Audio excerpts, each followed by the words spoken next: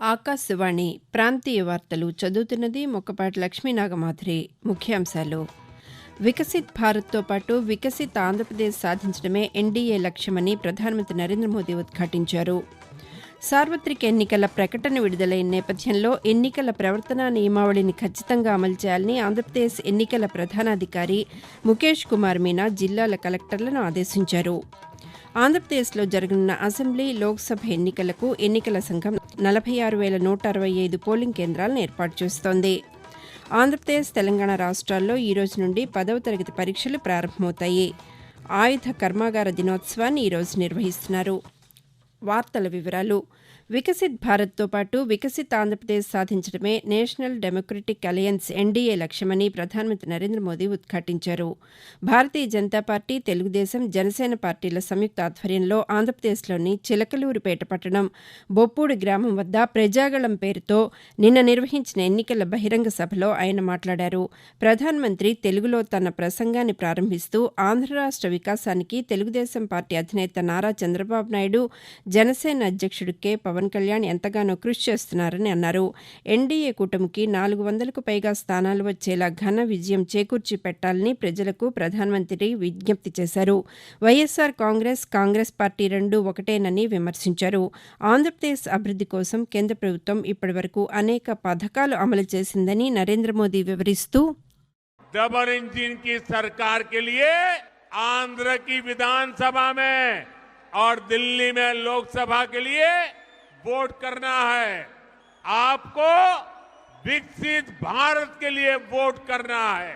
साथियों, लोकतंत्र का उत्सव आज से प्रारंभ हुआ है।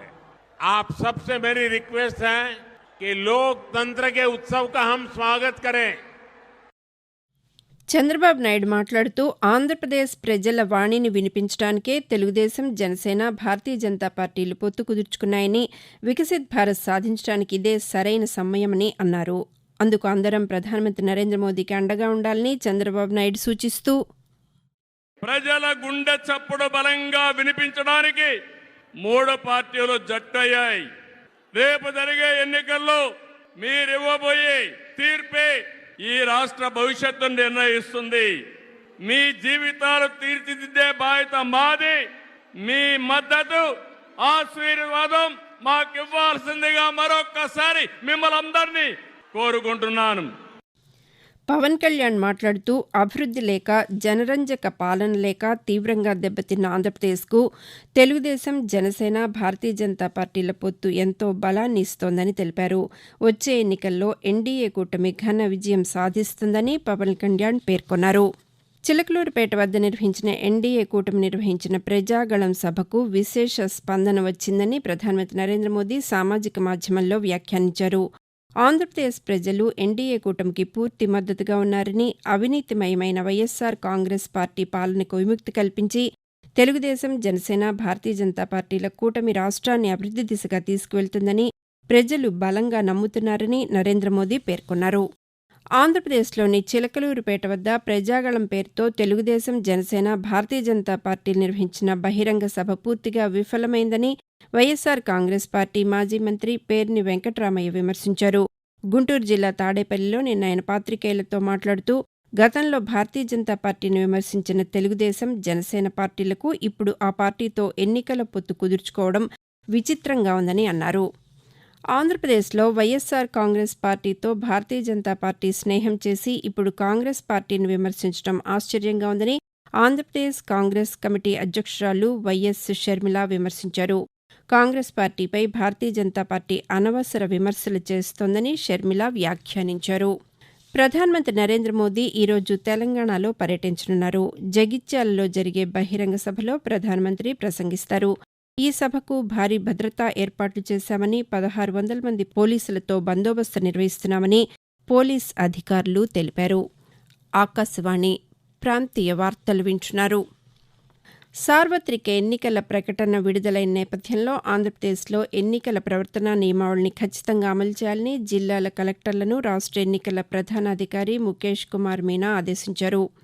రాష్ట్రంలో ఎన్నికల ప్రవర్తనా నియమావళి అమలు అంశంపై వెలగపూడి సచివాలయం నుండి దృశ్య మాధ్యమం ద్వారా జిల్లాల కలెక్టర్లతో నిన్న ఆయన మాట్లాడుతూ, క్షేత్రస్థాయిలో ఎన్నికల నిర్వహణా బృందాలు విస్తృతంగా పర్యటిస్తూ రాజకీయ పార్టీలు ఎన్నికల నియమ నిబంధనలు ఖచ్చితంగా పాటించేలా చూడాలని దిశానిర్దేశం చేశారు. సి-విజిల్లో అందే ఫిర్యాదులను 100 నిమిషాల్లోపు పరిష్కరించాలని, ఎన్నికల సంఘం నుండి అందే ఫిర్యాదులను ఏ రోజుకారోజు పరిష్కరించాలని ఆదేశించారు. ప్రభుత్వ కార్యాలయాలు, బహిరంగ ప్రదేశాల్లో అనుమతి లేకుండా ఏర్పాటు చేసిన రాజకీయ ప్రకటనలను తక్షణమే తొలగించాలని సూచించారు. జాతీయ నాయకుల విగ్రహాలు మినహా మిగిలిన నాయకుల విగ్రహాలు కనిపించకుండా వస్త్రాలు కప్పి ఉంచాలని ముఖేష్ కుమార్ మీనా ఆదేశించారు. ఇలా ఉండగా ఎన్నికల ప్రవర్తనా నియమావళి కారణంగా రాష్ట్ర వ్యాప్తంగా అన్ని జిల్లాల్లో స్పందన కార్యక్రమం రద్దు చేసినట్లు ఆయా జిల్లాల కలెక్టర్లు ప్రకటించారు. ఆంధ్రప్రదేశ్లో 175 అసెంబ్లీ స్థానాలు, 25 లోక్సభ స్థానాలకు జరగనున్న ఎన్నికలకు సంబంధించి ఎన్నికల సంఘం రాష్ట్ర వ్యాప్తంగా 46,165 పోలింగ్ కేంద్రాలను ఏర్పాటు చేస్తోంది. పోలింగ్ స్టేషన్కు సగటున 887 మంది ఓటర్లు ఉన్నారు. కేవలం మహిళా సిబ్బంది మాత్రమే ఉండేలా 179 పోలింగ్ స్టేషన్లను ఏర్పాటు చేయనున్నారు. యువ ఓటర్లకు 50 పోలింగ్ బూత్లు, దివ్యాంగ ఓటర్లకు 63, ఇవి కాకుండా 555 మోడల్ పోలింగ్ కేంద్రాలు కూడా ఏర్పాటు చేస్తున్నారు. 85 సంవత్సరాలు నిండిన ఓటర్లకు ఇంటి నుండే ఓటు వేసేలా ఏర్పాట్లు చేస్తున్నారు. మరొక వైపు రాష్ట్ర వ్యాప్తంగా ఈసారి పోలీస్ సిబ్బంది కాకుండా 3,82,218 మంది ప్రభుత్వ సిబ్బంది ఎన్నికల విధులు నిర్వహిస్తారు. ఆంధ్రప్రదేశ్, తెలంగాణ రాష్ట్రాల్లో ఈ రోజు నుండి 10వ తరగతి పరీక్షలు ప్రారంభమవుతాయి. ఆంధ్రప్రదేశ్లో ఈ రోజు నుండి ఈ నెల 30వ తేదీ వరకు జరిగే ఈ పరీక్షలకు సంబంధించి రాష్ట్ర విద్యాశాఖ అన్ని ఏర్పాట్లు పూర్తి చేసింది. రాష్ట్ర వ్యాప్తంగా 3,473 పరీక్షా కేంద్రాలు ఏర్పాటు చేసింది. 10వ తరగతి ప్రధాన పరీక్షలు మార్చి 28వ తేదీతో ముగుస్తాయి. మిగతా 2 రోజుల్లో ఓరియంటల్, వొకేషనల్ పరీక్షలు నిర్వహిస్తారు. రాష్ట్ర వ్యాప్తంగా 6,23,092 మంది విద్యార్థులు ఈ పరీక్షల కోసం తమ పేర్లు నమోదు చేసుకున్నారు. కాగా తెలంగాణ రాష్ట్ర వ్యాప్తంగా ఈ రోజు నుండి ఏప్రిల్ 2వ తేదీ వరకు జరిగే 10వ తరగతి పరీక్షల కోసం మొత్తం 2,676 పరీక్షా కేంద్రాలు ఏర్పాటు చేశారు. ఈసారి పరీక్షలకు 5,08,000 మంది విద్యార్థులు హాజరవుతున్నారు. పరీక్షలకు నిమిషం ఆలస్యమైనా అనుమతించబోమని అధికారులు స్పష్టం చేస్తున్నారు. భారతదేశాన్ని రక్షణ పరంగా అభివృద్ధి చేయటంలో ఆయుధ కర్మాగారాలు పోషిస్తున్న కీలక పాత్రను గుర్తు చేసుకుంటూ ఈరోజు ఆయుధ కర్మాగార దినోత్సవం నిర్వహిస్తున్నారు. భారతదేశం వలస పాలనలో ఉన్న సమయంలో 1801వ సంవత్సరం మార్చి 18వ తేదీన కోల్కతాలోని కాశీపూర్లో ఆర్డినెన్స్ ఫ్యాక్టరీని ఏర్పాటు చేసిన సందర్భాన్ని పురస్కరించుకుని ప్రతి ఏటా ఇదే రోజున ఈ కార్యక్రమం జరుగుతోంది. ఈ రోజు రక్షణ మంత్రిత్వ శాఖ ఆధ్వర్యంలో భారత జాతీయ పతాకాన్ని ఆవిష్కరించి జాతీయ గీతాన్ని ఆలపించడం, ఆర్డినెన్స్ ఫ్యాక్టరీ ఉత్పత్తులను ప్రజలకు అవగాహన కలిగే రీతిలో ప్రదర్శించడం వంటి కార్యక్రమాలు నిర్వహిస్తారు. రాష్ట్ర ప్రజలకు కాంగ్రెస్ పార్టీ స్వచ్ఛమైన పాలన అందిస్తోందని తెలంగాణ ముఖ్యమంత్రి రేవంత్ రెడ్డి స్పష్టం చేశారు. రాష్ట్రంలో కాంగ్రెస్ పార్టీ అధికారంలోకి వచ్చి 100 రోజులు పూర్తయిన సందర్భంగా హైదరాబాద్లో నిన్న ఆయన పాతికేయులతో మాట్లాడుతూ విధి నిర్వహణలో ఉద్యోగులకు స్వేచ్ఛనిచ్చామని, ఉచిత బస్సు ప్రయాణ సౌకర్యాన్ని మహిళలు ఆదరిస్తున్నారని అన్నారు. ఇప్పటివరకు 26 కోట్ల మంది మహిళలు ఈ సౌకర్యాన్ని వినియోగించుకున్నారని చెప్పారు. 32 లక్షల కుటుంబాలకు 200 యూనిట్ల ఉచిత విద్యుత్ పథకాన్ని అందుకున్నాయని ముఖ్యమంత్రి వివరించారు. ఆంధ్రప్రదేశ్లో పాఠశాలలకు ఈ రోజు నుండి ఒంటిపూట బడులు ప్రారంభమవుతాయి. ఒంటిపూట బడుల నేపథ్యంలో పాఠశాలల యాజమాన్యాలకు రాష్ట్ర విద్యాశాఖ పలు కీలక సూచనలు చేసింది. ఎండల కారణంగా పాఠశాలలో తగినంతగా తాగునీరు, ఓఆర్ఎస్ ప్యాకెట్లు అందుబాటులో ఉంచాలని సూచించింది.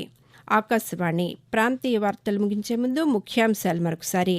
వికసిత్ భారత్తో పాటు వికసిత్ ఆంధ్రప్రదేశ్ సాధించడమే ఎన్డీఏ లక్ష్యమని ప్రధానమంత్రి నరేంద్ర మోదీ ఉద్ఘాటించారు. సార్వత్రిక ఎన్నికల ప్రకటన విడుదలైన నేపథ్యంలో ఎన్నికల ప్రవర్తనా నియమావళిని ఖచ్చితంగా అమలు చేయాలని ఆంధ్రప్రదేశ్ ఎన్నికల ప్రధానాధికారి ముఖేష్ కుమార్ మీనా జిల్లాల కలెక్టర్లను ఆదేశించారు. ఆంధ్రప్రదేశ్లో జరగనున్న అసెంబ్లీ, లోక్సభ ఎన్నికలకు ఎన్నికల సంఘం 46,165 పోలింగ్ కేంద్రాలు ఏర్పాటు చేస్తోంది. ఆకాశవాణి ప్రాంతీయ వార్తలు ఇంతటితో సమాప్తం.